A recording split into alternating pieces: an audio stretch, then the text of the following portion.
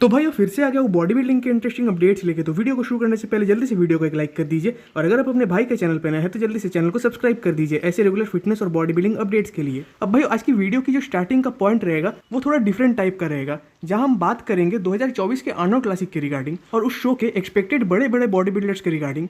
इसमें से सबसे पहला नाम आता है हमारे पर्शियन वुल्फ हार्डी शोपैन का। अब शायद ये बात आप सबको भी पता होगी कि अगर हार्डी आर्नोल्ड क्लासिक ओहायो में इस साल कम्पीट करते हैं यानी 2024 में, तो वो उनके करियर का फर्स्ट आर्नोल्ड क्लासिक शो होगा। अब इस न्यूज़ के वायरल होने के पीछे भी कुछ रीजंस है, जिसमें से पहला रीज़न ये है कि हार्डी ओलंपिया के बाद एक दिन भी रेस्ट नहीं लिए है अभी तक, और वो कंटिन्यूसली अपने प्रेप को किए जा रहे हैं। साथ ही साथ उनकी फिजिक भी काफ़ी ज़्यादा कंडीशन चल रही है। और वैसे ये कोई नई बात भी नहीं है, क्योंकि हार्डी पूरे साल कंसिस्टेंसी कंडीशन रहने वाले बॉडी बिल्डर्स में से आते हैं। बट कुछ दिन पहले एक पर्शियन बॉडी बिल्डिंग पेज की तरफ से भी ये कंफर्मेशन आया था कि हार्डी आर्नोल्ड क्लासिक ओहायो में कम्पीट करेंगे। बट उस न्यूज़ को भी आए हुए अब 2 हफ्ते होने चले हैं, और अभी भी हार्डी के तरफ से ना ही हैनी रैम्बोट की तरफ से कोई कंफर्मेशन आया है। तो कहीं ना कहीं ये न्यूज़ अब एक र्यूमर्स की लिस्ट में ही आ चुकी है। और मेरे ख्याल से अभी हार्डी के दिमाग में एक चीज़ ही चल रही होगी कि वो कैसे अपने ओलंपिया टाइटल को फिर से टेक ओवर कर पाए। हालांकि इस साल का Olympia result mainly open division का जो रिजल्ट था वो बहुत ही कंट्रोवर्सीज से घिरा हुआ है। तो देखने वाली बात होगी कि क्या हार्डी फिर से एक बार खुद को ओलंपिया स्टेज पे प्रूफ कर पाते हैं या नहीं, और डेरेक को हरा के फिर से अपना टाइटल रिक्लेम कर पाते हैं या नहीं। अब भाई हार्डी का तो कोई कंफर्मेशन नहीं है, बट अगले बॉडी बिल्डर है सैमसन दौदा, जो कि इस साल ओलंपिया में थर्ड तो आए ही, साथ ही साथ उसके बाद 2 और प्रो शोज में कम्पीट भी किए और उसके विनर भी बने। और इवन बस हाल ही में उन्होंने ये भी अनाउंस किया कि वो आने वाले 3 आर्नोल्ड क्लासिक्स में कम्पीट करेंगे। तो जैसा कि सैमसन का कहना था कि वो दिसंबर के लास्ट तक अपने रिबाउंड पीरियड में रहेंगे और उसके बाद से प्रेप को शुरू कर देंगे, तो वो उन्हें हम करते हुए देख भी पा रहे हैं। और एक्चुअली मेरा मानना है कि सैमसन उन शोज को जीत भी जाएंगे, क्योंकि टेक्निकली उन्हें अभी हराने वाले 2 ही बॉडी बिल्डर्स तो है, जो कि है हार्डी और डेरेक। तो डेरेक तो कम्पीट करने वाले हैं नहीं, और हार्डी के भी चांसेस कम ही बनते हैं। तो उस हिसाब से शायद इस साल हम सबको एक सेम एथलीट दिखने वाला है, जो कि तीनों आर्नोल्ड क्लासिक के विनर बनेंगे। और भाई इस शो में मुझे लगता है कि एक और बॉडी बिल्डर भी कम्पीट करने आ सकते हैं, जो कि है राफेल ब्रांडो। इवन कुछ साल पहले हमने इनके और सैमसन दौदा के बीच राइवलरी भी एक देखी हुई है छोटी मोटी, और जिस वजह से मुझे चांसेस दिखते हैं कि शायद Rafael Brandao Arnold Classic Ohio में आए। तो उसके पीछे का सबसे बड़ा रीज़न ये है कि कुछ दिन पहले उन्होंने ये अनाउंस किया कि वो 2024 में 5 प्रो शोज में कम्पीट करेंगे, जिसमें से ओलंपिया एक होगी। मतलब बहुत चांसेस बनते हैं कि वो आर्नोल्ड क्लासिक ओहायो में कम्पीट करे, खासकर एक ऐसे एथलीट जो 2022 जैसे कम्पिटिटिव ओलंपिया लाइनअप में टॉप 10 में आए हुए हैं। और इस ईयर तो उन्होंने लगभग पूरा ही ऑफ लिया था खुद के साइज को और ग्रो करने के लिए।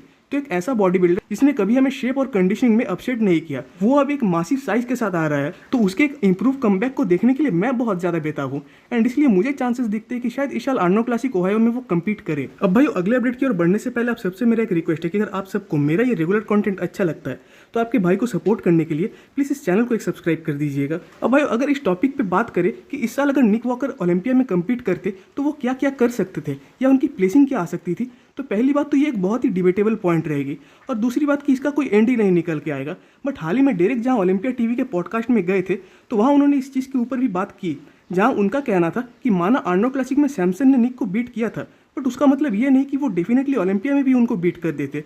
तो डेरेक ने इस चीज़ को डायरेक्टली तो नहीं कहा, बट इनडायरेक्ट वे में वो यही कहना चाह रहे थे कि निक अगर इस साल ओलंपिया में कम्पीट करते तो चांसेस थे कि वो थर्ड आ सकते थे। वहीं भाई निक वॉकर की तरफ से भी उनके फ्यूचर प्लान्स और कमबैक के रिगार्डिंग एक छोटा सा अपडेट आया हुआ था कि अभी उनके दिमाग में क्या चल रहा है और आगे जाके वो क्या करेंगे, क्योंकि देखने जाए तो अभी भी उनकी फिजिक पूरे तरीके से तो रिकवर नहीं हो पाई है, तो इसीलिए वो अभी अपने प्रेप को भी स्टार्ट नहीं कर सकते। और ऐसा ही कुछ निक ने खुद भी कहा कि वो अभी अपने माइंडसेट को पॉजिटिव वे में रख के खुद को हील करने की तरफ ज़्यादा फोकस कर रहे हैं, और उन्हें यह भी पता है कि ये जर्नी थोड़ी लंबी भी होने वाली है, बट स्टिल वो कोशिश करेंगे। एंड अभी वो कार्डियो वगैरह तो कर ही रहे हैं, साथ ही साथ अपने अपर बॉडी को भी ट्रेन कर रहे हैं।